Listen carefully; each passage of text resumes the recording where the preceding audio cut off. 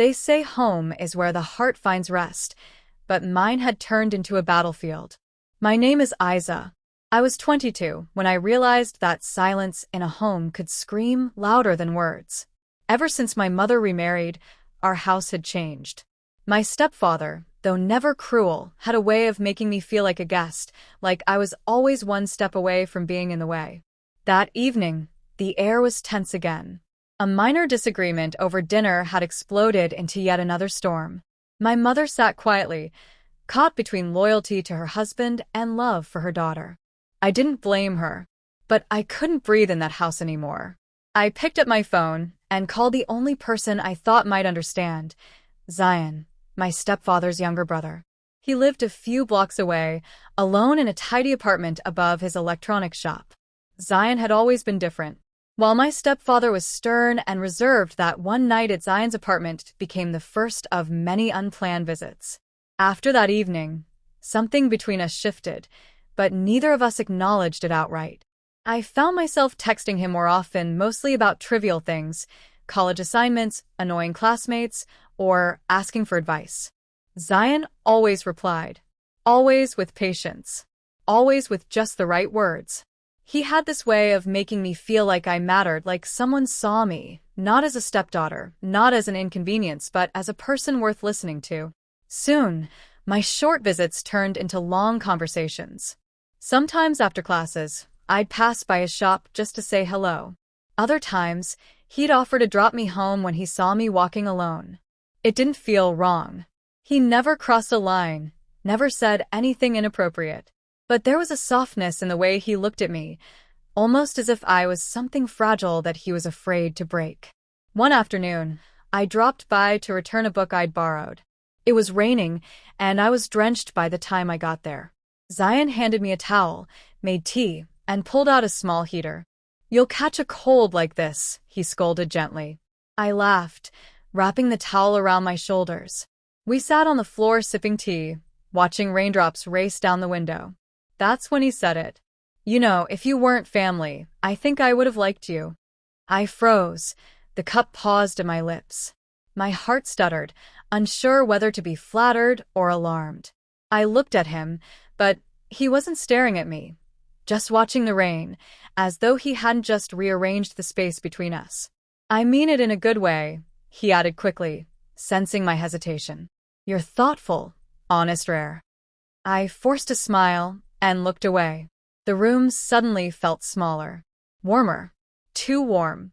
After that day, I found myself second-guessing everything. Was the comfort I felt around him just a misplaced sense of safety? Were his gestures truly kind, or something more? And worst of all, why did a part of me feel excited by his words? I didn't tell anyone. How could I? Who would understand that the only person who made me feel valued was also the person I was supposed to see as a relative? Zayan never brought it up again. He returned to his usual self, funny, respectful, careful. But his compliments became more personal. He noticed my earrings, the way I'd done my hair, the perfume I wore. It wasn't obvious, but it was enough to keep me tangled in confusion. At night, I'd lie awake wondering what line we were dancing around, and whether he even saw a line at all. Little did I know, the dance would soon end. And not in the way I expected. The night it happened didn't begin any differently. I had argued with my stepfather again. This time it was about something small, a misplaced charger, a raised voice, and then silence, so heavy it suffocated me. I grabbed my bag and stepped out into the night, barely telling my mother where I was going. My feet knew the way. I didn't even need to call Zayan. When he opened the door, he didn't ask what had happened. He just stepped aside, letting me in like he'd been expecting me. The apartment felt familiar now, too familiar. I kicked off my shoes and dropped my bag in the usual corner. "I made karak," he said, offering me a cup. We sat in silence for a while, the television playing some old drama neither of us was watching. I told him I felt tired, mentally, emotionally, physically. He didn't respond with words.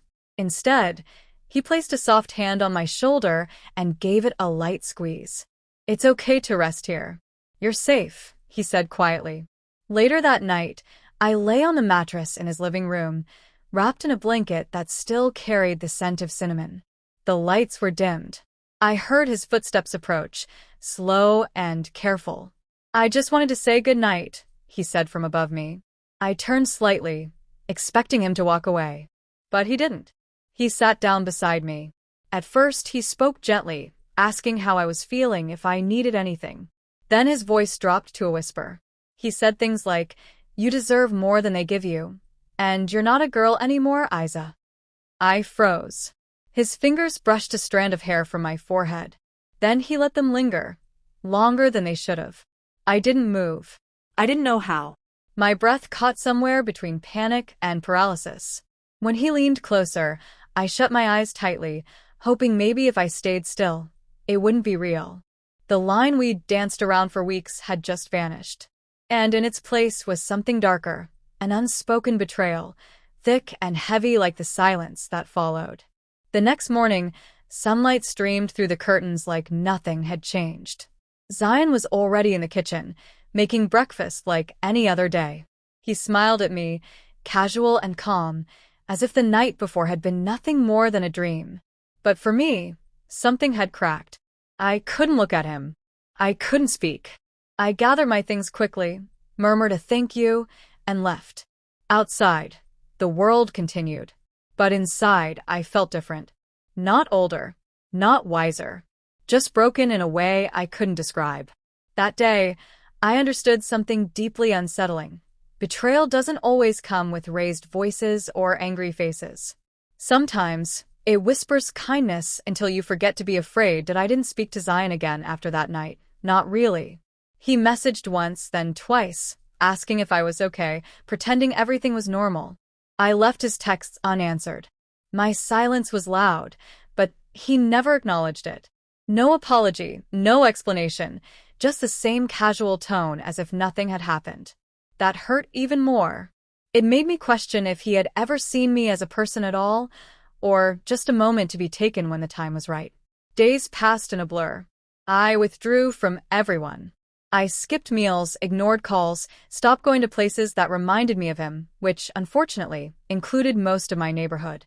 The worst part wasn't the memory of what happened. It was the guilt, the confusion, the shame. I kept wondering, did I lead him on? Was it my fault? Those questions haunted me like shadows I couldn't shake. One night, unable to take the weight anymore, I broke down in front of my best friend, Hania. She listened in stunned silence. When I finished, she didn't gasp or judge me. She simply hugged me and said, "That wasn't love, Aiza. That was manipulation." Her words cracked something open. I wasn't guilty. I was groomed. Slowly, subtly, deliberately. Zayan had taken my vulnerability and twisted it into false affection. He blurred the boundaries I didn't even know I needed to protect. And when he crossed the line, he did it with the confidence of someone who believed I'd stay quiet. But I didn't. With Hania's support, I reached out to a local women's helpline. I began therapy through an NGO that specialized in emotional abuse recovery. For the first time in weeks, I spoke freely. No fear. No guilt. Just truth. Eventually, I told my mother. Not the full story, but enough. She cried. Not out of anger, but regret. She promised to keep Zayan away, and I believed her. Healing wasn't fast. It came in pieces, through journaling, through quiet walks, through slowly reclaiming the parts of myself I had buried under shame. I started writing stories, helping other young girls recognize red flags, even if they came with soft voices and sweet smiles. Looking back, I still feel that night like a scar. Not because of what he did, but because of what I almost believed it meant. Love should never come with confusion or fear. And family should never be the source of betrayal. I tell this story not for sympathy, but as a warning. Because predators don't always wear dark clothes or hide in alleyways. Sometimes they hand you a cup of tea and ask how your day was.